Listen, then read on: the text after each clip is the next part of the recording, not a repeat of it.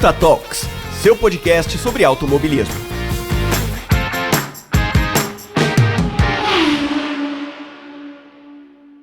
Olá, ouvintes do Ponta Talks, tudo bem com vocês? Aqui é a Rafaela para mais um programa mensal com vocês sobre um assunto super pertinente, super atual, necessário e importante. Por isso eu trouxe uma convidada especialíssima que sabe muito sobre o assunto para falar sobre com vocês. Eu espero que vocês gostem porque foi muito prazeroso gravar esse programa. Mas antes, né, já tô aqui fazendo a propaganda super antecipada para vocês, mas antes, aguardem um instantinho, escutem aí os quadros de recados porque eu tenho alguns recadinhos importantes para dar para vocês e daí a gente vai lá pro programa.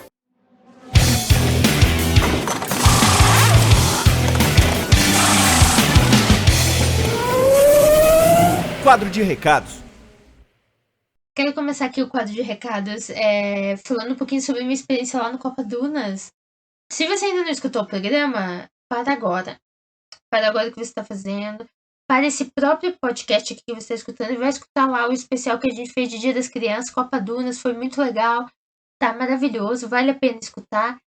Eu acho que eu ainda tenho que trabalhar um pouquinho mais meu lado atriz, mas eu gostei muito de fazer, foi realmente um episódio muito especial, que eu espero que todos que ouviram tenham gostado. Se você não escutou, como eu disse, vai lá escutar.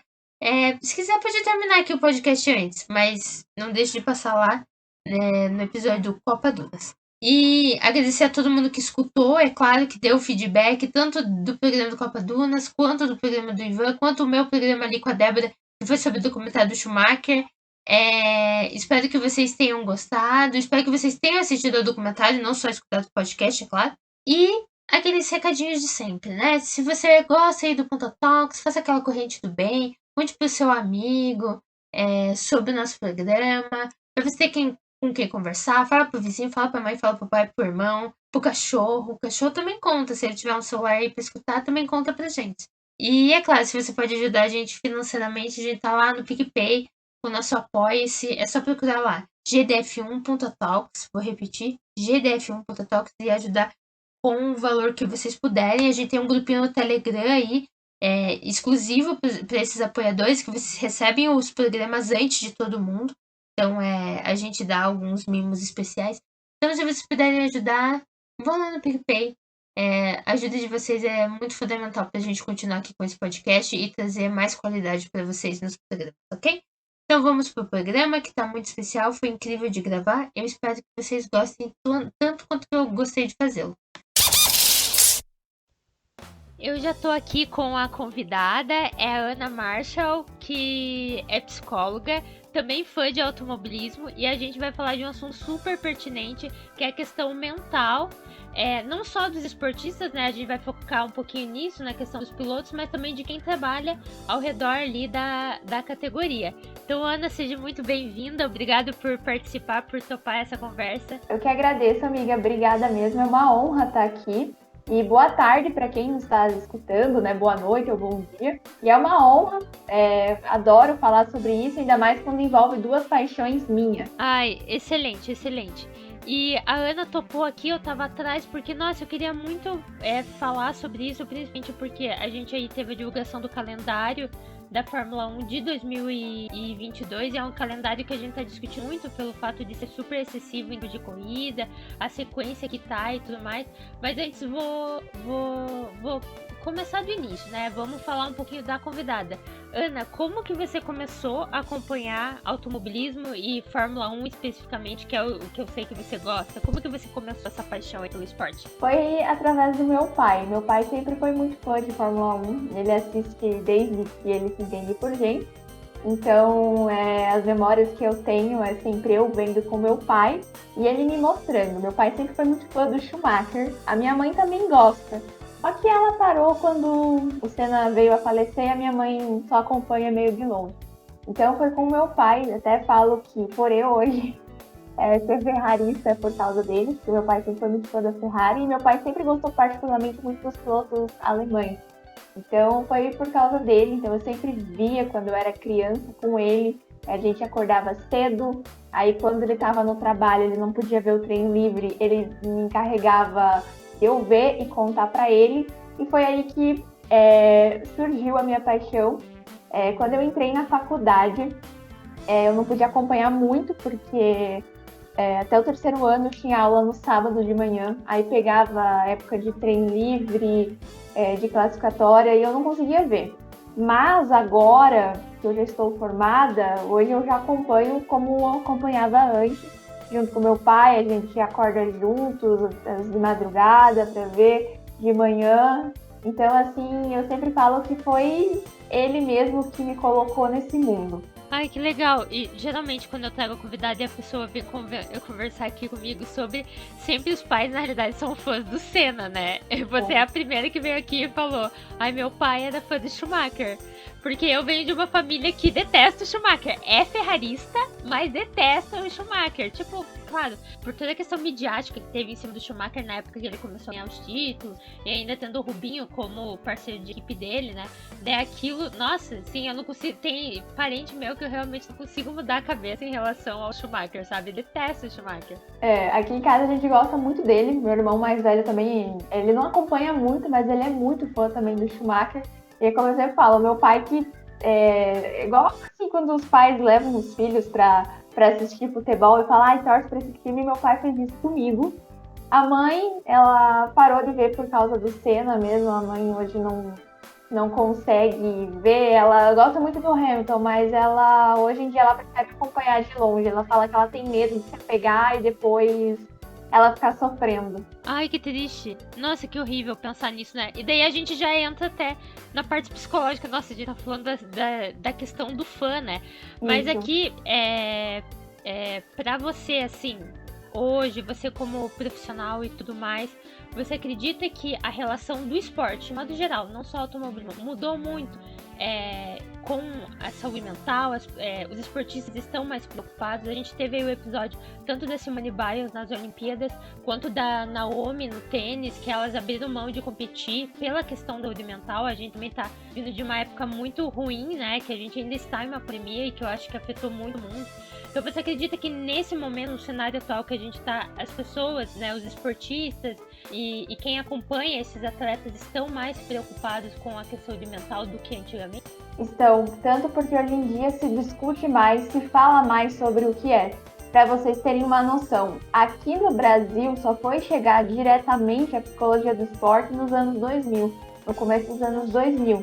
Então, assim, hoje em dia a gente vê atleta que fala, porque o que acontece? O pessoal tem uma projeção, idealiza que o atleta é perfeito, que o atleta não tem problema, que se ele fica triste, ele não pode ficar triste porque ele é rico, mas não é bem assim. Não é porque a pessoa tem conhecimento, tem status, ou ela é bem reconhecida no que faz, ou porque ela ganha por isso, que ela não vai ter problema.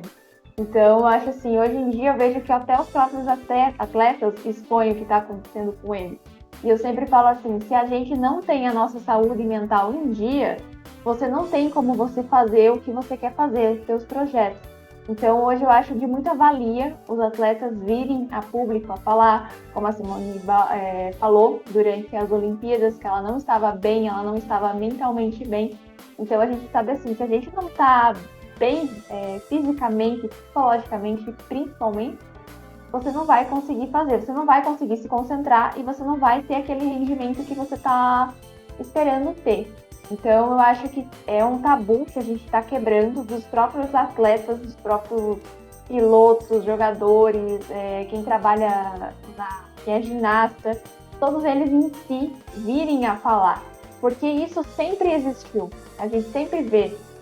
Só que hoje, antigamente ninguém falava. E hoje em dia as pessoas já falam, elas já dizem isso. Então, eu acho de suma importância sempre a gente falar.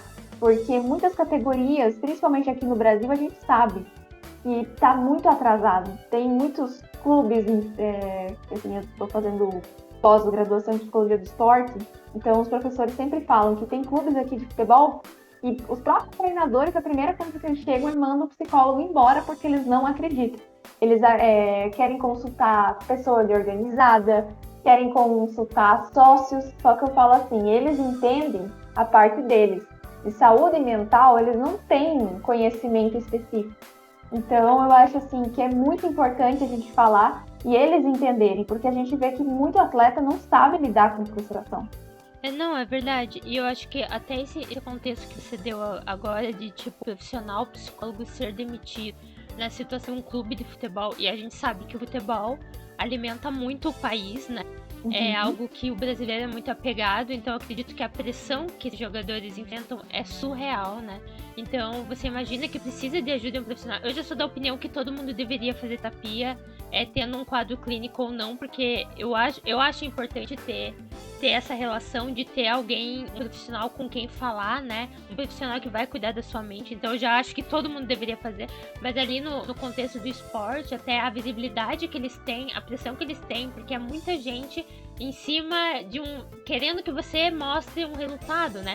Então, vendo assim, a gente vê que mesmo com o avanço, ainda existe uma barreira, como você falou, um técnico não é um profissional de psicologia que vai entender essa necessidade do atleta.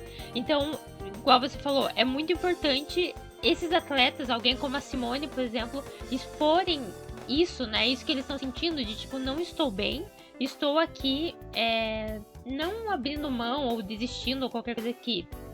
Pelo contrário, tô me preservando, né? Me cuidando. Então, eu acho que as plataformas, daí a gente entra na questão da plataforma, né? São importantes para que a gente consiga, que esses atletas possam expor isso e mostrar essa necessidade e a sociedade, de modo geral, veja que é uma necessidade, né? Porque mesmo ali com ela detalhando, ela falando, a gente ainda teve gente comentando, falando, nossa, que fraca. Não só comentário por vindo de gente que assiste esporte ou não assiste, né? Por outros atletas até falando o quanto a questão mental não importa. Você que tá fazendo aí pós e tudo mais, você vê que está abrindo, por mais que tenha esse número aí de demissões e tudo mais, está abrindo uma procura dos próprios clubes, ou talvez individualmente, de profissionais da saúde nessa área, para eles, ou não chega a você aí de tem um aumento de...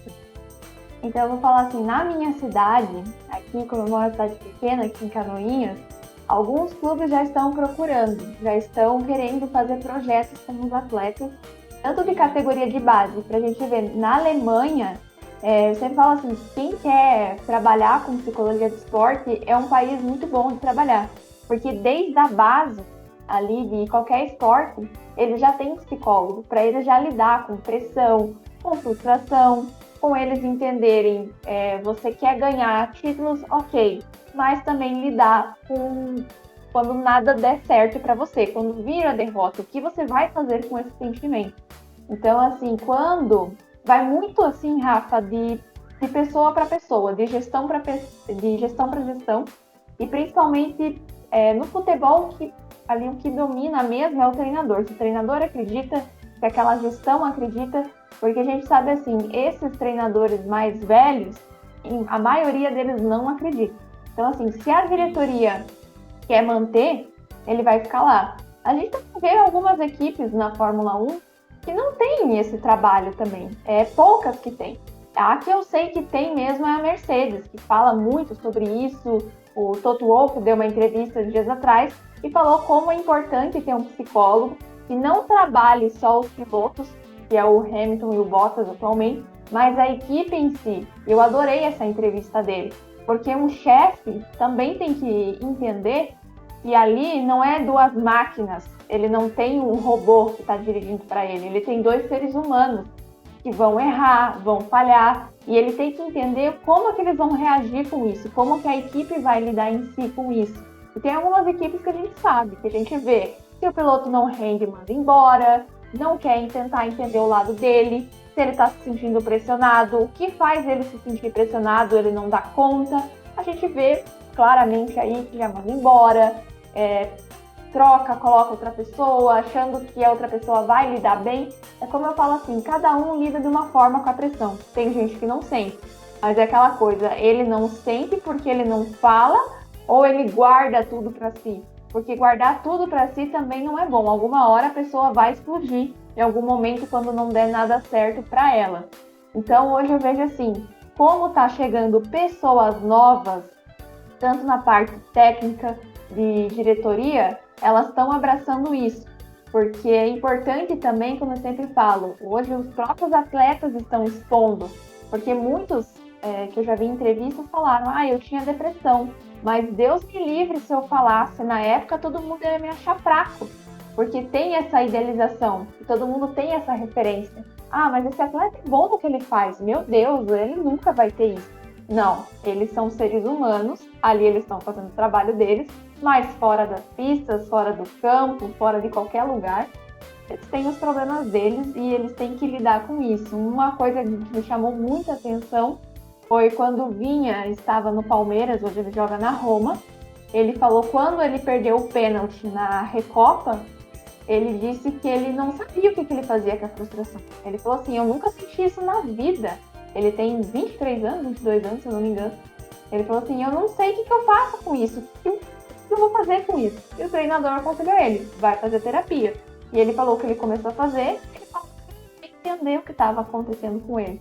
Então eu acho de muita valia em qualquer esporte, seja Fórmula 1, no automobilismo, no futebol, basquete, em qualquer categoria, os próprios chefes falarem a importância e o porquê que aquele profissional está ali dentro.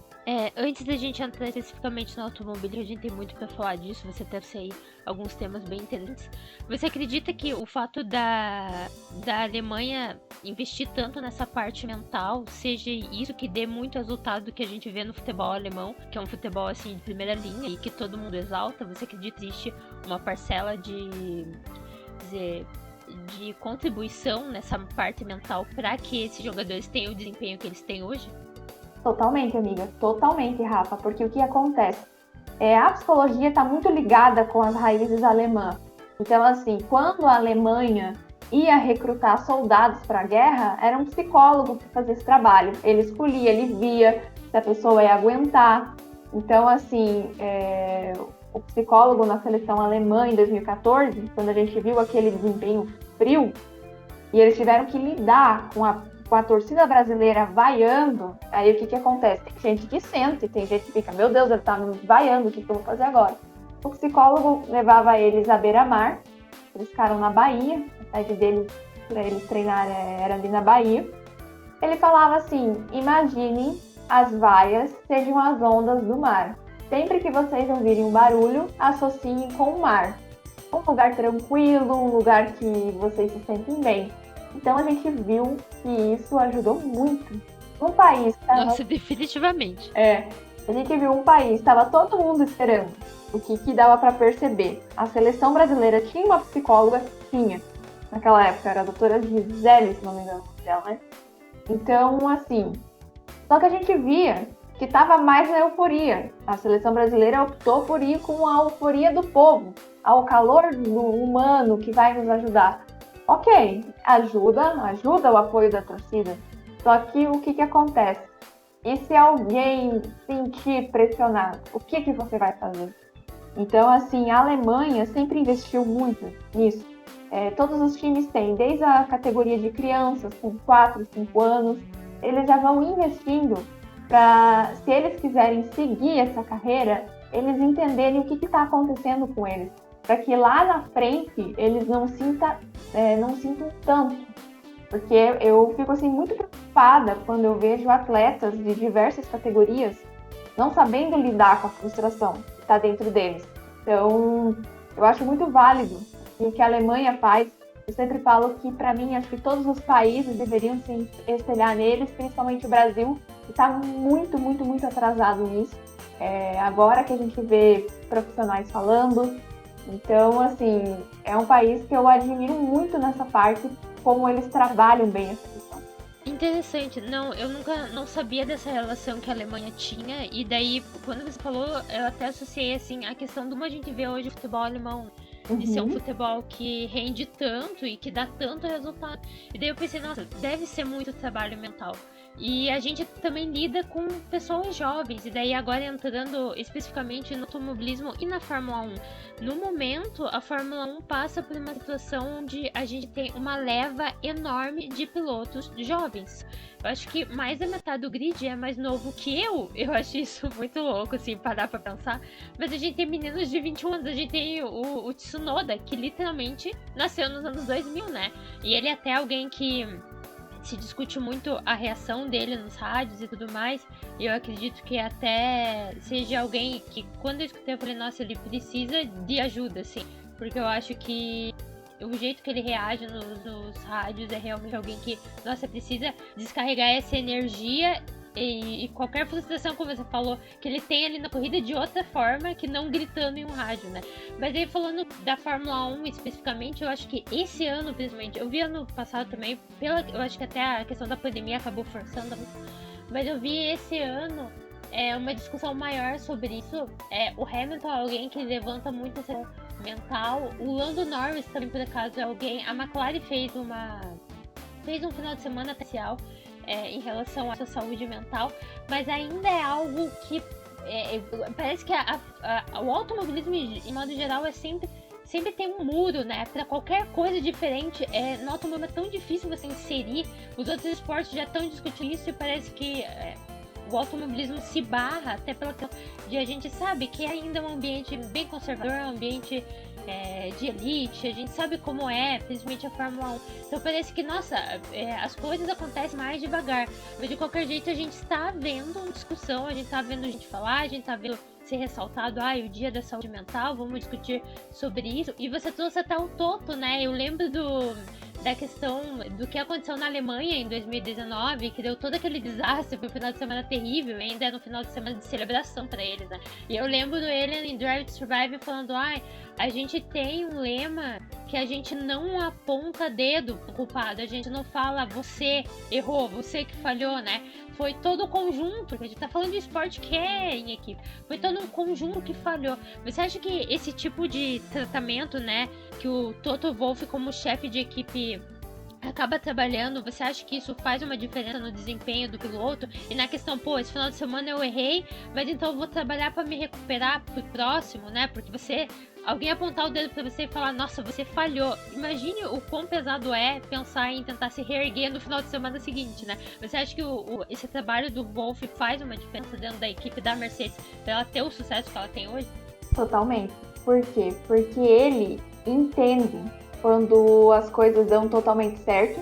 Ele é aquele chefe assim, se deu tudo certo, é graças aos meus pilotos. Mas se deu tudo errado, a culpa também foi minha aqui. Então eu acredito assim, ele é um líder muito humano, da parte humana, ele vai conversar com você. Diferente, galera, puxando um pouco isso, diferente dos chefes da Red Bull. E o que acontece? Que a gente viu ali com o Gasly, foi uma coisa que me chamou muito a atenção. Como que ninguém conversou com ele, como que ninguém tentou entender o lado dele, porque pra mim o Gasly, de alguma forma, ele sentiu a pressão. Ele tava se cobrando muito, então, assim, como eu sempre falo, não é aconselhável você trocar, achar, vou tirar a pessoa, vou trazer outro aqui, outra pessoa vai entender. Não, talvez ela sinta mais do que ele. Então, eu acredito assim, como o Toto Wolff faz e exalta a equipe, isso dá muito certo, sim, porque isso vai incentivar as pessoas sempre a trabalharem de uma melhor maneira. Então, é como eu sempre falo, ele é um líder que tenta entender tudo o que está acontecendo. E é isso que um bom líder faz, porque tem uma diferença entre líder e chefe. O que é o líder? O líder, ele vai assumir a responsabilidade, mas ele também vai dar crédito para as pessoas que estão com ele e ele quer trabalhar junto com as pessoas que estão com ele. O chefe, não. O chefe é aquela pessoa assim, eu que mando, se der tudo errado, a culpa é sua. Ele não assume a culpa. Então a gente percebe mesmo que quando a Mercedes não estava conseguindo ter resultado, o Toto sempre falava, não, a gente vai trabalhar para isso, eu vou trabalhar para isso, ver onde eu estou errando. Então a gente percebe uma diferença quando ele fala de diferentes líderes, entre aspas, das outras equipes que sempre falam, mas é porque ele não me obedeceu, porque isso, porque aquilo, ele tem que entender onde ele tá, eu que mando. Então, assim, a gente já percebe essa diferença. A gente nunca vê ele falando assim, eu que mando e o Hamilton e o Bottas têm que me obedecer, eu sou o chefe aqui. A gente não vê isso. Então, a gente sempre vê um líder incentivando, um líder tentando entender o que está acontecendo na equipe dele. Porque para você ser um bom líder, você tem que entender o que está acontecendo. Não só nas horas boas, mas nas horas ruins também. Então, eu acho assim, que agrega tudo isso. O Lewis que levanta essas bandeiras, que eu acho muito justo. Eu acho que todos eles têm que falar. Essa questão que muitos falam, não, eles não são obrigados a falar. Não, eu acho assim, todos nós precisamos falar. A gente sempre tem uma posição. Só que aquela coisa, você tem que ser, como posso dizer assim, você quer expor, né? Porque ninguém é neutro 100%. Como eu falo, neutro pra mim é só detergente e sabonete. Mas você sempre tem uma opinião. Então eu achava de muita valia todos os outros pilotos também falarem, fazerem campanha. Porque tem muitas pessoas que se inspiram neles. Então imagine, uma pessoa ver assim, meu ídolo falou que eu preciso fazer terapia, ele fez, né? Tá batendo aqui comigo, o que aconteceu com ele tá batendo aqui comigo. Eu acho que eu vou procurar.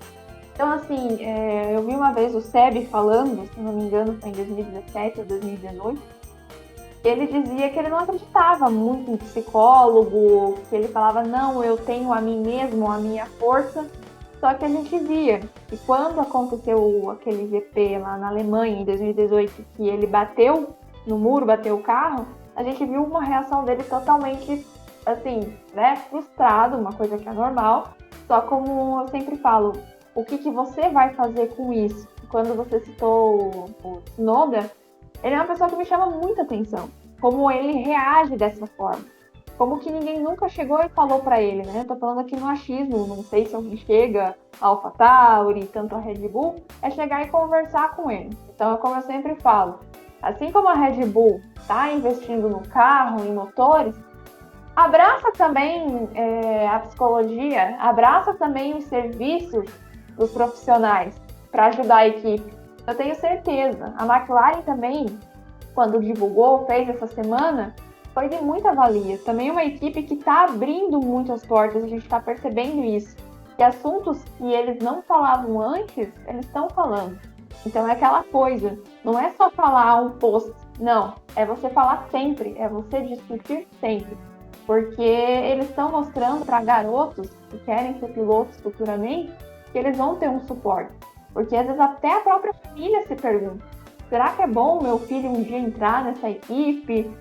Então, assim, tem que ter um suporte. Então, eu sempre falo assim, o que a Mercedes faz dentro e fora das pistas, eu gostaria muito que outras equipes também fizessem. Também falassem, também divulgassem. Porque eu sei que às vezes a Ferrari tem profissionais, mas eu acho que eles ficam um certo tempo. Eu acho que eles não ficam lá, se não me falha a memória. Eu conheci pessoas que já fizeram estágio lá, já fizeram serviço, mas eu acredito que hoje não tenha. Posso estar muito enganada. Eu conheço uma amiga minha que torce da Red Bull, ela também é estudante de psicologia. Ela contou que uma pessoa falou que lá não tem psicólogo no momento. Deveria ter e muito. Né? Porque a gente sabe que o principal piloto deles, o Max Verstappen, tem uma questão muito, como eu posso dizer, não problemática, mas uma questão muito forte que já vem com ele, né? Do ambiente que ele foi criado. Então, eu acredito assim, muita gente pensa assim, mas o psicólogo no automobilismo seria como um psicólogo no clínico. Não. O que um psicólogo esportivo faz? A gente vai trabalhar o conjunto em si, o grupo em si, a gente vai fortalecer, vai tentar entender, identificar os problemas que tem ali. Então, o psicólogo que trabalha na Mercedes faz isso, identifica o que está acontecendo de errado, o que pode melhorar, faz dinâmica, faz técnica. E o psicólogo clínico, você vem até ele na clínica e fala o problema que está acontecendo com você. Ele vai trabalhar só com você. Mas o psicólogo esportivo vai trabalhar com a equipe em si. Todo mundo em si que está naquele local. Interessante. Ó, presta atenção, gente. Não é simplesmente... vai um psicólogo lá e vai conversar com todo mundo individualmente. É um tipo diferente de trabalho que faz com esse grupo. E até falando da McLaren, é interessante, eu acabei de lembrar disso. Eu comecei a acompanhar a Fórmula 1 em 2007, então eu peguei uma McLaren do Ron Dennis. E o Ron Dennis trabalhava de um jeito tão fechado, aquela equipe, que eles não podiam nem escutar música lá dentro. E a gente vê uma coisa diferente hoje com o Zac Brown, e que é até interessante como que a equipe está lidando esse ano com o campeonato, né? Eu acho que, é óbvio, tem os de frustração, tanto do Daniel quanto do Norris, mas eu acho que eles estão crescendo como equipe nesse lado. Então, é muito, muito legal, realmente, ver esse desenvolvimento. Isso que você falou do Vettel, eu acho que a gente pode até colocar. Eu não gosto de falar quando o piloto está abalado, o piloto está tendo pressão, porque a gente realmente a gente não sabe, porque a gente não está ali do lado dele para saber. Mas eu acho que 2018, né, o rendimento do Vettel, assim, de desempenho, claro, aconteceu algumas coisas também, mas parece que ele perdeu, né? Parece que realmente faltou isso. Faltou essa parte mental para ele, né? Exatamente. Faltou isso trabalhar. É alguém ter chegado e perguntar para ele ali, como eu falei, eu não sei se no momento tem agora, mas pelo que eu sei não tem. E ou na época, se tinha ou não, ou ele, o que aconteceu, perguntar para o grupo em si como eles se sentiram quando ele bateu, qual foi o sentimento de cada um e trabalhar e tentar fazer ele se encontrar. Que a gente vê que o Seb, o Vettel fala de muitas coisas importantes, eu não sei agora a visão dele sobre terapia, mas eu acredito que pode ter mudado de lá para cá. Então, foi assim, como eu falo, a Ferrari também é uma equipe que eu acho que deveria mudar muita coisa ali. Principalmente quando acontece isso. Quando um piloto não está rendendo, aí vamos colocar o outro que está rendendo um pouco mais como o primeiro piloto, o outro vem para segundo plano, e se não der certo, a gente vê o que faz. Então eu acredito assim, não só a Ferrari, mas como as outras equipes em si, deveriam muito trabalhar isso. E se eles verem que a pessoa tem necessidade e ela fazer terapia ali fora do trabalho, podem indicar algum psicólogo, a pessoa pode ir e procurar para trabalhar isso. Então, assim, ali o psicólogo, voltando um pouquinho nesse assunto, ele vai trabalhar ali o grupo, mas se o psicólogo perceber que a pessoa está precisando por alguma questão que ele tem que impede ele de progredir ou impede de ele ir para frente, alguma coisa familiar, porque às vezes a gente vê que muitos estão ali realizando o sonho dos pais, porque isso acontece muito. Aqui já veio para mim, de crianças que os pais verem como projeção de coisas que eles não fizeram na infância, porque eles tinham que trabalhar, tinham uma vida difícil. Então eles acham assim, meu filho vai fazer o que eu não fiz. Não, você é você, teu filho é teu filho. Então, às vezes pode ser isso, às vezes pais que não puderam, não conseguiram ser pilotos, e eles colocam uma expectativa muito grande no filho. Meu filho tem que ser como o Senna, tem que ser o novo Senna, tem que ser o novo Schumacher, tem que ser o novo Fittipaldi, o novo Alain Prost. Não, o teu filho ali vai ser ele, né? Porque essas pessoas foram essas pessoas. Então, às vezes pode ser isso, às vezes na casa mesmo, na criação que a pessoa teve, isso trava ela uma hora, né? Então, tem que ver tudo isso. E o psicólogo ali vai investigar tudo isso. Se a pessoa mesma, ela mesma sente isso ou é alguma coisa que já está lá de trás da vida dela.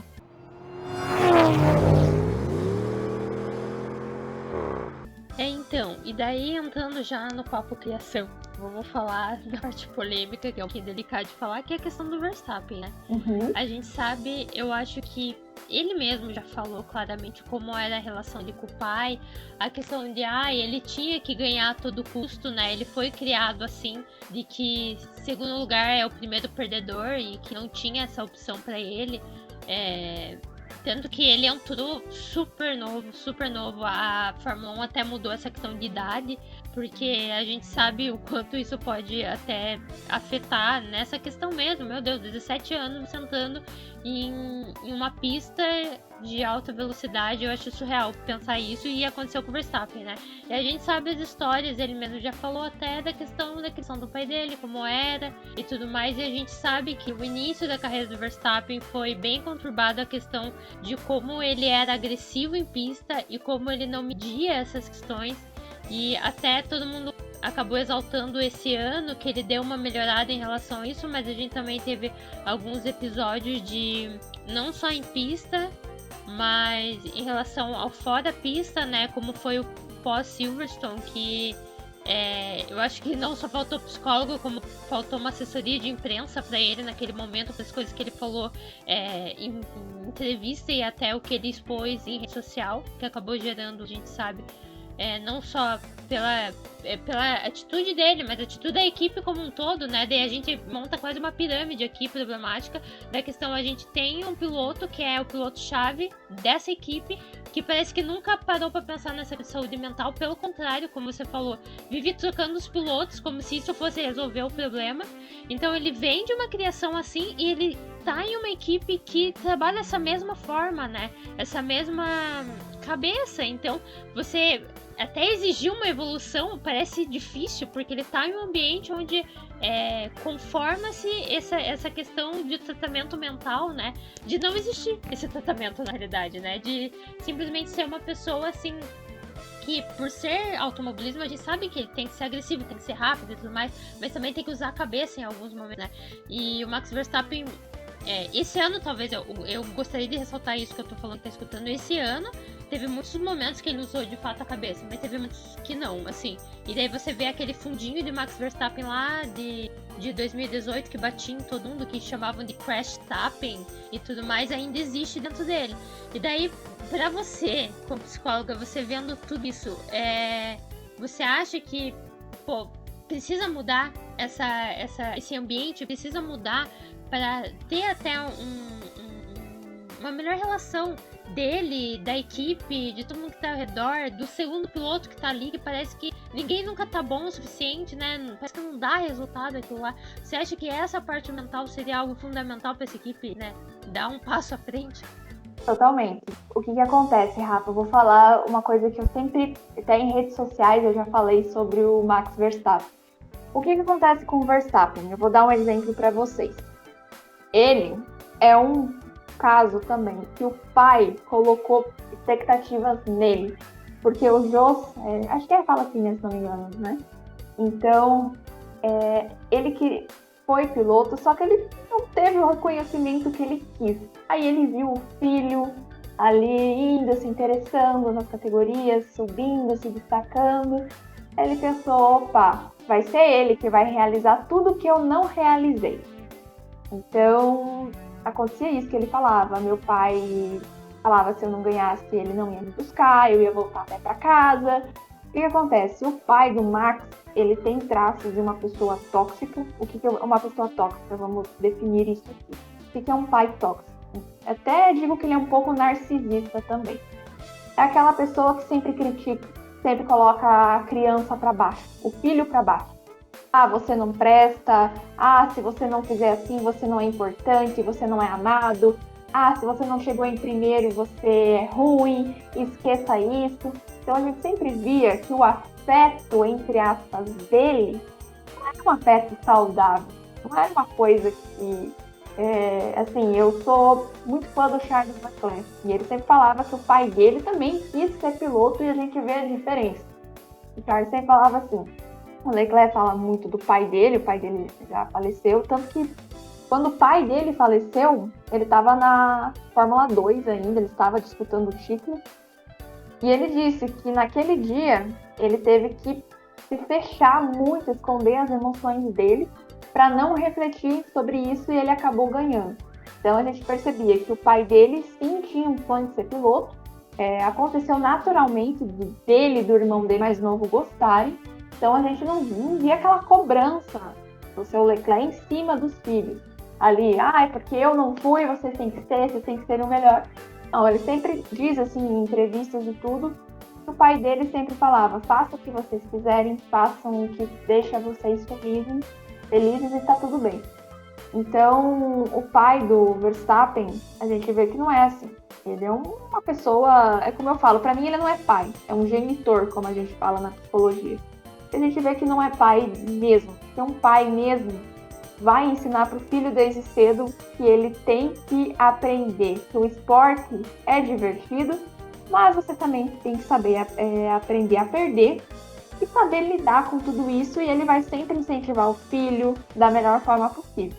A gente via que o Jos não fazia isso, ele incentivava da pior forma possível, se é que a gente pode falar isso de incentivar. E o que acontece? O Verstappen tem uma coisa de ciclo vicioso. O que é esse ciclo vicioso? Como na casa dele, ele tinha um pai, aí entre aspas, né, um genitor, que ficava ali cobrando dele, cobrando. Você tem que ser o primeiro, você tem que ser o melhor em tudo, porque se você chega em segundo, você é o primeiro perdedor, pra mim não tá bom, você que volte a pé, você que faça o que você quiser da vida. A gente percebe que, infelizmente, essas coisas nos acompanham lá fora. Eu sempre falo que é uma coisa de questão que atrai você. Porque assim, se você na tua casa, na tua família, você aprende que gritar, você fazer escândalo, ou você brigar com os outros é a melhor forma de resolver os problemas, você vai levar consigo isso fora. Em escola, em trabalho, em qualquer lugar que você frequente fora da sua casa. Então, o que acontece? O Max teve o azar de encontrar 2 chefes como pai, como, né, a figura paterna dele também. Que são 2 chefes que para eles, assim, você não chegou em primeiro, não deu resultado, não serve. E o que acontece? Esses chefes estão muito presos. O que aconteceu com o Seb, com o Vettel, o que eles conseguiram fazer com o Vettel? Ele foi 4 vezes campeão em seguida, ele dava resultado, todo mundo olhava para nós éramos a equipe do momento. Então, todo mundo que entra ali, para eles é assim, você tem que ser igual o Vettel ou tem que superar ele. Tem que ganhar 6 títulos no ano seguido. Então, assim, o Max tem isso com ele, é um ciclo vicioso. O que ele tem que fazer para quebrar esse ciclo? Ele cortar definitivamente a influência que o pai dele tem na vida dele, ou com os chefes, ele mesmo chegar e falar, não é bem assim como vocês querem. Então a gente percebe assim, eu reparei também que ele teve uma mudança também, que ele, em alguns momentos ele usava a cabeça, que ele parava e pensava, ele analisava, refletia. Então o que acontece? Porque muita gente diz, ele é muito agressivo, ele briga com todo mundo, porque na casa dele, gente, ele aprendeu isso.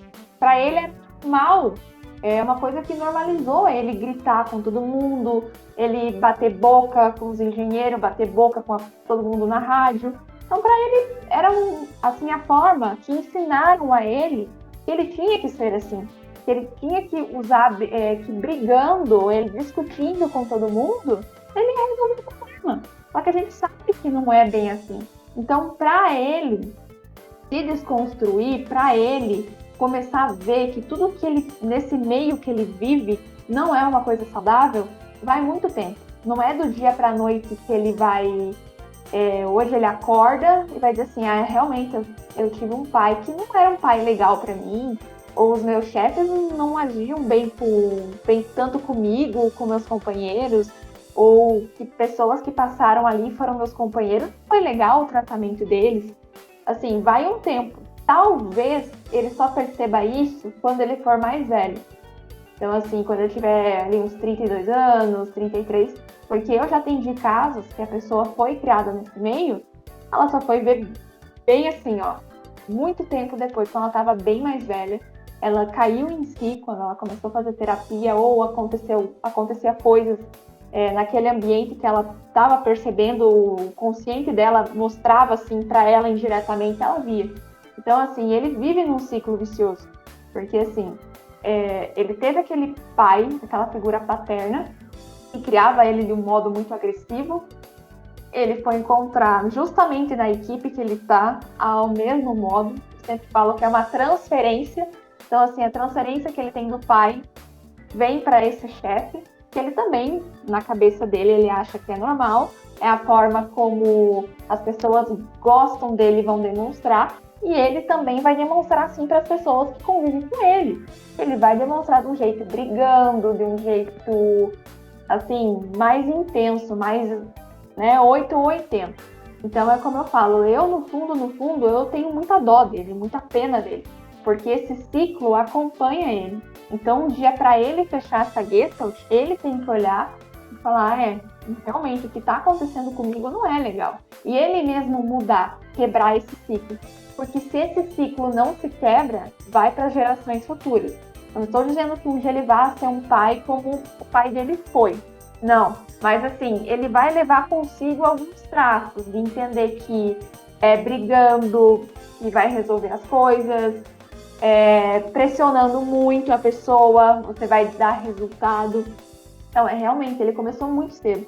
Então, quando eu fui saber da história dele, e bateu quando eu estava estudando na faculdade de Psicologia Sistêmica, que é a abordagem que eu sigo, e fala muito da família, fala muito de grupos, eu pensei, e realmente, ele leva consigo para a pista e fora ali o que ele aprendeu em casa. Então, ali quando você falou de Silverstone, ele reage assim, quando ele fica frustrado. Eu já percebi, já até conversei com pessoas que são fã deles, que são amigas minhas, e até elas mesmas não concordam comigo. Elas sempre falam, ele não sabe lidar com frustração. Eu acho que ele deu uma pequena melhora de lá pra cá. Só que em Silverstone eu percebi que ele regrediu ali, o jeito. Parecia que era o Max quando tinha 17, 18 anos. Eu entendo que a raiva cega você no momento, só que como eu falo, tudo tem um jeito para você se lidar. Então, como eu disse anteriormente, foi o modo que passaram para ele. Que é ele gritando, é ele xingando a pessoa, é ele ofendendo a pessoa, que ele vai resolver. E a gente também viu aquela vez com o Ocon, né? E aqui no GP de 2018, aqui no Brasil, que ele ia lá, ia brigar com ele, enquanto o Ocon estava mais calmo, tentando conversar. A gente vê que é normal nesse esporte um se estressar com o outro, só que você tem que estar aberto ao diálogo, a ouvir e entender o que a outra pessoa está querendo passar para você. Então eu sempre penso assim, tomara um dia que o Max caia em si e ele procure um profissional, procure mudar tudo isso, porque o dia que ele mudar, querer quebrar esse ciclo, ele vai ter uma outra postura. E ele vai lidar melhor com tudo isso que acontece com ele. Nossa, e seria muito importante, né?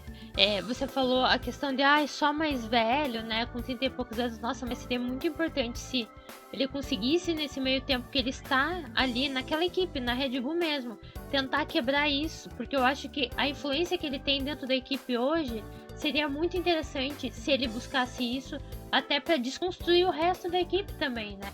Para mostrar ali para aqueles chefes, né? O quanto o mental também seria fundamental ali para eles poderem conquistar o que eles tanto almejam aí, que é mais títulos e tudo mais. Seria interessante ele quebrar esse ciclo agora, né? Mas a gente sabe, a gente entende que é algo que vem da vida toda dele, como você mesmo falou, que inconscientemente ele acabou também contando isso nos chefes dele, essa mesma relação. E falando antes da gente entrar sobre a questão do calendário do ano que vem, que é algo bem importante ser discutido, a questão do Pierre Gasly, você acha que o desempenho dele hoje na AlphaTauri, né, agora que a gente vê que todo mundo hoje coloca o Gasly como, nossa, talvez ele tenha a chance de um dia ganhar um título, dependendo da equipe que tá, sendo que, né, há 3 anos atrás um monte de gente tava caindo em cima dele porque ele não conseguia dar um resultado para a Red Bull. Você acredita que essa mudança de ambiente, né, uma equipe que talvez fosse mais tranquila, que tem menos pressão e que ele consiga trabalhar mais, porque a gente vê que o Gasly tá construindo uma equipe ao redor dele também. Ele tá conseguindo lidar melhor com tudo isso, com a pressão que ainda existe. Você acredita que essa mudança de ambiente foi importante para que hoje ele tenha os resultados que ele tem e que o público veja ele de uma forma diferente? Sim, é como eu sempre falo, que às vezes o ambiente faz toda a diferença. Talvez no dia que ele foi para a Red Bull, talvez não seria o melhor momento que ele estava.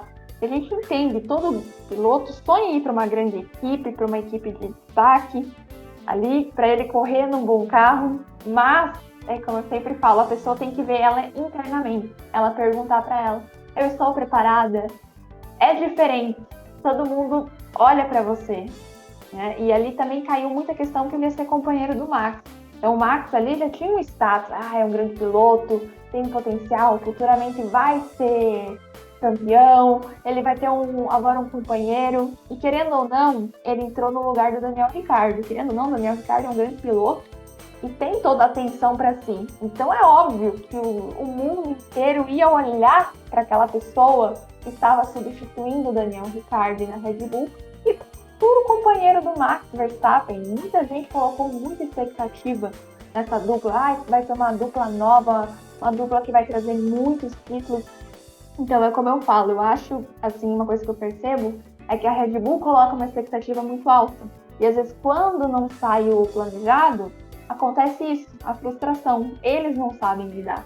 Então, talvez, para mim, o que eu percebo como profissional, analiso, é que talvez teve expectativa, euforia das duas partes. E quando não começou a dar certo, o Gasly começou a se sentir um pouco retraído, sentiu a pressão, e os chefes começaram a cobrar muito dele, pressionar ele, vamos, vai dar resultado, não vai. Só que, como eu falo, eles deveriam ter chegado, ter conversado com ele, ter tentado entender o lado dele. Porque, como você falou, né, Rafa, de ali mudar. É como eu sempre falo, eu sonho também um dia que a Red Bull abrace isso, abrace ali a questão do mental, de perguntar para o piloto, de tratar tanto o primeiro, como eles tratam o primeiro piloto, é meu sonho dizer que eles tratam o segundo piloto assim, porque uma equipe é 50% de cada um. Não pode ser 80% de um e 20% para um. Não tem equilíbrio. Vai ficar sobrando, né? Não vai ter ali o rendimento. Então, hoje eu vejo que o Pierre tá com uma outra postura. Tudo isso ajudou ele. Talvez naquele momento, por mais doloroso que seja a gente falar, ou ali até para ele foi, né, sair assim no meio da temporada e acontecer tudo o que aconteceu com ele ter um ambiente mais saudável ao redor dele, ele se reencontrar. Hoje eu vejo que o Pierre se reencontrou. Isso é muito importante, ele se reencontrou a autoestima dele, porque isso faz toda a diferença. Ele reencontrou também internamente ali a confiança nele. Então eu acredito que para ele foi muito importante. Eu acho que futuramente, se ele analisar, ele estiver mais maduro, quando ele for para uma outra equipe, talvez ele não sinta tanto a pressão. Talvez naquela época ele ainda não estava preparado internamente. A gente sabe que ele é um bom piloto, mas talvez internamente, dentro dele, ele ainda não estava preparado. E a Red Bull também não ajudou, o conjunto também não ajudou. Então, é como eu falo, hoje eu vejo que a AlphaTauri recuperou a autoestima dele, a autoconfiança, e eu acredito que isso foi muito importante para ele. Eu acho que eu também vejo dessa forma, e eu acho que hoje ele até insiste nessa ideia de que ele quer voltar para a Red Bull. Eu acho que até porque ainda internamente ele pensa ainda muito em querer provar algo, né? Dá essa sensação, não sei como que você vê isso, porque ele insiste muito, quero voltar para a Red Bull. Eu percebo isso também, que sempre quando surgem esses rumores, talvez ele, dentro dele, tem isso. Muita gente tem isso. Eu percebo muito quando vem pra mim. Tem pessoas assim, mas eu preciso mostrar pra minha mãe que eu consigo viver sem ela, eu consigo ir morar sem ela, ou eu preciso provar pro meu ex-marido que eu consigo ser feliz sem ele. Então, assim, tem muita gente quando passa por uma situação dessa, às vezes tem ali internamente, eu quero demonstrar, eu quero provar que eu sou bom. Então, talvez dentro dele, inconscientemente, talvez ele com ele, ache que ele precisa provar para o mundo inteiro. Mas ele não precisa provar nada. A gente vê que ele é um bom piloto. E às vezes, eu digo assim, muitas vezes você tem felicidade numa equipe que não tem muitos holofotes voltados para você. Então, eu vejo também muito isso que ele ainda tem dentro dele. Então, uma coisa que se eu trabalhasse com ele, eu ia perguntar para ele, mas por que você quer provar para todo mundo isso? É algo seu ou é algo para os seus ex-chefes que você quer mostrar para eles? Não é como a gente fala assim, quer jogar na cara das inimigas que você é bom, que você consegue, né? Então, talvez seja tudo isso dentro dele. É uma coisa que eu perguntaria para ele. Eu pergunto também quando vem até a mim na clínica para pacientes meus, eu pergunto, mas por que você quer fazer isso? Por que você quer mostrar para aquela pessoa? Qual que é a tua necessidade? Então, eu sinto isso nele, sabe? Eu fico até, nossa, eu espero realmente que, tipo, ele reflita e veja que talvez esse não é o caminho, né? Que talvez o caminho seja outro. Eu realmente torço muito pra isso, porque eu acho que ele é um piloto que merece muito sabe, dar a volta por cima depois de tudo que aconteceu. E eu acho que mentalmente agora ele tá muito melhor do que ele tava lá. Igual você falou, a questão de talvez não ser o momento dele ir pra Red Bull, né? Mas falando então do calendário, porque o calendário pra mim que eles liberaram do ano que vem bate de frente com um monte de coisa que a Fórmula 1 tá afirmando, né? A questão de não temos que economizar dinheiro, como vai economizar dinheiro tendo mais corrida, tendo mais sprint, ai, temos que ser sustentáveis, como vai ser sustentável com tanta corrida, o indo, sei lá, do Brasil pro Catar, essas coisas, né? E daí a gente fala muito da questão mental, e não é nem da questão mental dos pilotos em si, né? É da equipe, é também daquele fotógrafo que vive da fotografia, então tem que se virar sozinho, tem que pegar passagem sozinho para todos esses países por conta do jornalista, da mídia de modo geral, independente principalmente, e daqueles mecânicos que, meu Deus, termina uma corrida, os pilotos podem até dar entrevista e ir embora, os mecânicos têm que embalar tudo e já entrar em um voo para ir para a próxima corrida. É uma coisa, é uma logística que funciona na prática, mas a gente para pensar o mental, né? Como que vai ser para essas pessoas, porque é muito extenso. Eles colocaram um calendário para que fosse realizado antes da Copa do Mundo, porque a Copa do Mundo, para quem não sabe, vai ser no Catar e vai ser no final do ano, não vai ser na metade do ano.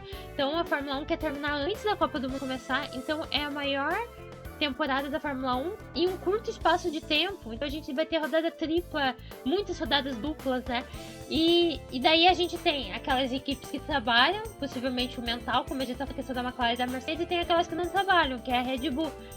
Como que você vê, como que vai ser a reação? Você acha que isso vai acabar afetando a questão até do desenvolvimento das equipes, né? De resultado para as equipes, o jeito que elas vão trabalhar, o psicológico, o interno desses profissionais. Você acha que isso pode afetar no campeonato deles, de modo geral, ano que vem? Pode, porque o que acontece? Não só os atletas em si que têm todos os olhos para eles, mas a gente sabe ali, tanto os chefes, engenheiros, mecânicos, quem trabalha na parte da mídia, todo mundo em si que trabalha no meio do automobilismo, eles têm família, eles têm que deixar a casa deles, né? Então eles pensam assim, essa semana não tem GP, eu vou aproveitar a minha família, vou fazer o que eu tenho que fazer. Então eu acredito sim, que principalmente a saudade afeta muito. Como que eles vão ficar tanto tempo longe da família? E quando eu vi esse calendário, eu particularmente pensei assim, meu Deus do céu, só para eles mesmos acreditarem que isso dá certo. Porque eu acredito assim, quem fez esse calendário provavelmente não vai em todos os GPs, Exato, não vai, eu duvido. Eu também, isso que eu comentei, assim, em grupos que eu participo, até comentei aqui em casa, eu falei, não vai. Ou vai no primeiro, vai no meio, vai no último, mas não vai. Então, isso que eu sempre penso, pensar em todo mundo em si que trabalha ali. Pensar, perguntar também. Como eu falo, a Fórmula 1 em si é um esporte muito bonito, muito lindo. Só que, como a gente estava falando, é ainda muito conservador. É ainda muito elitizado. Falta muita coisa, falta muito humanidade. Eles enxergarem que ali tem seres humanos trabalhando, que tem seres humanos que tem um coração ali dentro deles. Não é só máquina, a máquina é só o carro. Mas não é as outras pessoas, ninguém ali é robô. Eu acredito sim, sabe, Rafa, que parece que eles pensam assim, aconteceu isso, vamos deletar aqui como se fosse uma máquina e vamos reprogramar. Não, como você mesma falou, as pessoas, os mecânicos, eles têm que dar conta de muita coisa. Então imagine, eles têm que se deslocar para lá, para cá. A parte logística foi pior ainda. Então assim, como assim, no Brasil, aí você vai atravessar um oceano para ir para o Catar, aí tem um que é lá nos Estados Unidos, depois vai para a Europa, depois vai para não sei para onde. Então é como eu falo assim, é pensar nessa questão de como vai ficar a saúde mental das pessoas. Isso vai afetar sim, no começo eu acredito que vai afetar muito, porque as pessoas têm que lidar com a saudade da família, sempre estão se perguntando, será que tá tudo bem? E se acontecer alguma coisa na minha ausência, como que eu vou fazer? Porque eu sempre penso assim, imagine se acontece alguma coisa com pessoas que trabalham ali. Como que essas pessoas vão se deslocar, gente? Até elas chegarem lá, por mais que seja de avião. E também pensar nas pessoas que trabalham, né? Como o Kim, que trabalha como fotógrafo. Muita gente pensa assim, mas ele é rico, meu Deus do céu, trabalha ali. Como que ele vai pesar no bolso dele? Gente, não é assim, essas passagens são caras, né? São bem caras, né? Pra você ir de um lado pro outro.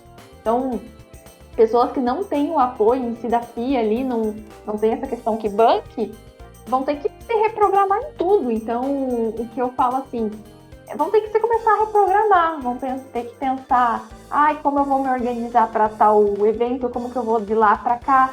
Essas rodadas triplas também, assim, eu acho que poderia fazer se fosse de perto, porque na Europa é muito perto ali, tipo 2 horas da França para Espanha, 3 horas da Espanha para Holanda, então assim não pesa tanto. Mas a gente fazer uma rodada tripla, primeiro nos Estados Unidos, aí vem pro Brasil, e também é longa, 12 horas de avião, aí vai pro Catar, que deve ser umas 15, 16 horas. Então pense como fica a pessoa, ela tem que chegar no ambiente ali, o físico dela, como é que ela fica tudo isso, e principalmente o mental, como é que fica ela pensar em tudo isso, toda essa rotina. Então eu acho assim que para mim, quando organizam tudo isso, também falta deles pensarem nisso, pensarem que as pessoas ali, como que elas vão reagir a isso, e perguntar principalmente tudo isso, como que a família deles vai lidar com essa ausência. Eles falam assim, mas tá ganhando, estão ganhando dinheiro. É como eu falo, gente, o dinheiro não resolve tudo na vida, não é isso, né? A gente vê que às vezes não adianta você ter tudo, às vezes que quem tem tudo, ao mesmo tempo não tem nada. Porque se você tem só dinheiro, mas às vezes falta outras coisas internas que a gente vê que não é o dinheiro que supre. Então, para mim, o que falta hoje em dia, para quem organiza, que a gente vê quando aparecem essas questões, é pensar ter mais senso de humanidade, de empatia, pensar muito no próximo. E aí a gente vê que falta muito nesse esporte, muito mesmo. Quando muitos pilotos querem falar de causas que a gente precisa falar, a gente vê, é punido e ficam usando desculpa, porque foi a gasolina, porque foi o pneu, porque foi isso, porque foi aquilo. E a gente vê que não, eles parecem que têm um medo, um temor que a mudança chegue. Mas eu sempre falo assim, que a mudança, eu sempre falo para os meus pacientes, até fora da clínica, que a mudança tem que chegar. E que bom que às vezes para essas pessoas que não querem mudar, elas causam um tremor, um reboliço, porque é o caminho certo. Que essa mudança tem que chegar. Então, para mim, o que falta para quem criou o calendário é ter um pouco mais de senso de empatia. Pensar no trabalho dos mecânicos, de todo mundo que trabalha ali em si. Porque as equipes não são só concentradas nos 2 pilotos na dupla.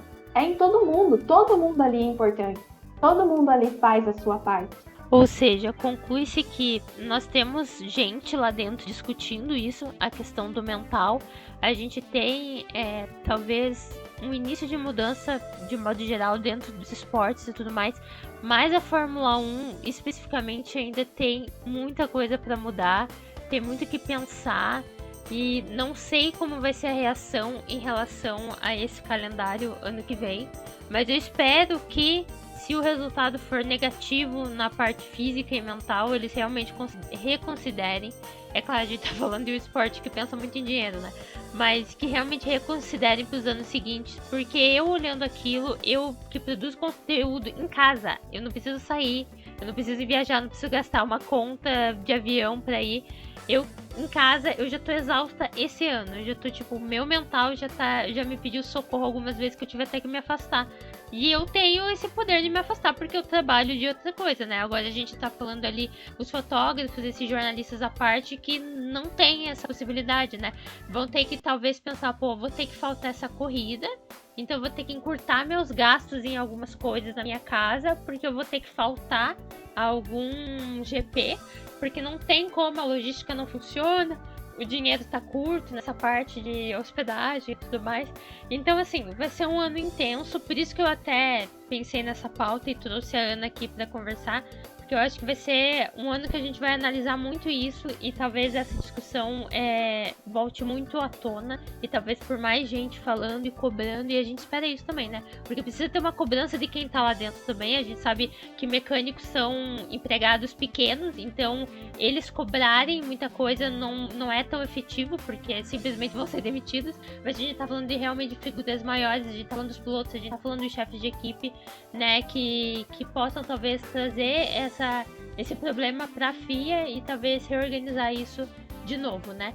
Mas, Ana, antes da gente finalizar, você, né, que é profissional e tudo mais, você quer deixar algum recado pra quem tá escutando, até talvez tem gente que possa estar escutando aí e ainda tenha aquele, não sei, aquele medo, aquele, né, até um preconceito dentro de si em relação à terapia. Você tem alguma mensagem para essas pessoas que talvez possa ajudar elas nesse momento?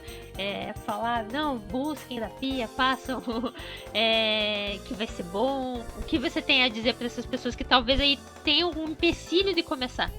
Então, gente, é como eu digo, muitas vezes uma pessoa acha assim, que todo mundo tem um clichê típico de psicólogo. Você fala assim, eu com 12 anos, eu decidi que eu queria ser psicóloga.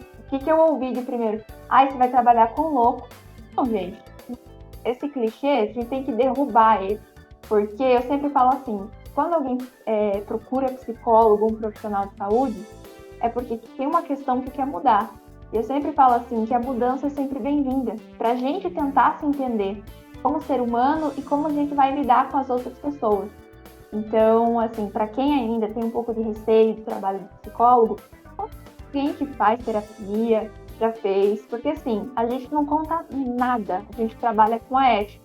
Quem vem até mim, eu nunca contei para Rafa, em grupos que a gente participa, o que acontece. Eu nunca contei, tanto que casos que eu relatei aqui, eu não falei nomes, né? Só falei, veio até mim. Então, assim, a terapia, a gente vê que é uma mudança, é um trabalho gradual que a gente faz. Então, eu digo assim, todo mundo precisa fazer, até eu faço. Porque tantos problemas que chegam até a gente, o que a gente vê, a gente também tem que pôr para fora e também tem que tentar entender o que acontece dentro da gente, como a gente lida isso. Então, eu sempre falo assim que a psicologia não é importante só na clínica, não é só no esporte, não é só na empresa, não é só na escola, não é só em ambiente jurídico, é em tudo. Porque quando a gente se entende o que está acontecendo conosco, a nossa vida muda e o nosso olhar para o mundo e para o outro também muda. Ai, Ana, muito obrigada. Eu que sou uma pessoa que, comecei a ir pra terapia, tanto psicólogo quanto psiquiatra, desde os meus 14 anos, então eu falo, gente, é muito importante para qualquer coisa na vida de vocês. Como eu disse lá no início, eu acho que todo mundo deveria fazer terapia, não só porque avistou um problema, mas porque é interessante e é importante. Então, assim, escutem o que a Ana falou. E muito obrigado, Ana, por ter aceitado esse convite. Eu acho que foi uma discussão muito, muito pertinente, que eu queria muito trazer aqui, porque eu acho que é importante a gente falar isso, até para relembrar as pessoas que estão escutando aqui o podcast, que acompanham o esporte de modo geral, que não são máquinas que estão lá. Tudo bem, a gente tá falando de automobilismo, tem os carros, tudo bem, mas é uma pessoa que tá lá dentro, são pessoas que constroem essas máquinas, são pessoas que lidam com ela. Então, não é sinal de fraqueza a gente pedir ajuda. Não é, e isso também entra na parte de quem você torce, de quem você não torce. Todo mundo ali é humano e todo mundo ali precisa de ajuda. Todo mundo vai precisar de ajuda em algum momento. Então, muito obrigado, Ana, por ter aceitado esse convite. Fique à vontade aí para se despedir. Se quiser falar onde você pode ser encontrado, pro pessoal aí te conhecer, ver você torcendo, ver você falando sobre sua profissão, fique à vontade. Muito obrigada mesmo. Eu que agradeço a você, Rafa. Obrigada. Eu adorei estar aqui, gente. Foi muito, muito, muito legal. Aconselho também vocês, quem não segue o trabalho da Rafa, acompanhem, porque ela manja muito falando sobre Fórmula 1 e é muito bom ver a visão dela falando. Eu gosto bastante. Ai, obrigada. Para quem quiser me seguir, a minha rede social é o mesmo user, tanto no Instagram, no Twitter, é Ana, arroba Ana. Vou digitar meu sobrenome que ele é bem dificinho. É MARSCHALK. Quem quiser perguntar, trocar uma ideia tanto sobre Fórmula 1, sobre terapia, será muito bem-vindo. E obrigada mesmo, pessoal. Eu gostei muito, muito, muito de participar. Espero voltar mais vezes e um beijo aí para todo mundo. Obrigada, Ana, mais uma vez. Obrigado você que escutou o podcast até agora. As redes sociais da Ana eu vou deixar na descrição de todas as plataformas, quem quiser encontrar ela. E vocês também podem me encontrar pela Garota de Film em todas as redes sociais e também o Punta Talks aqui pelo Twitter para mais podcasts, tanto o meu quanto o Ivan. Espero que vocês tenham gostado e até a próxima.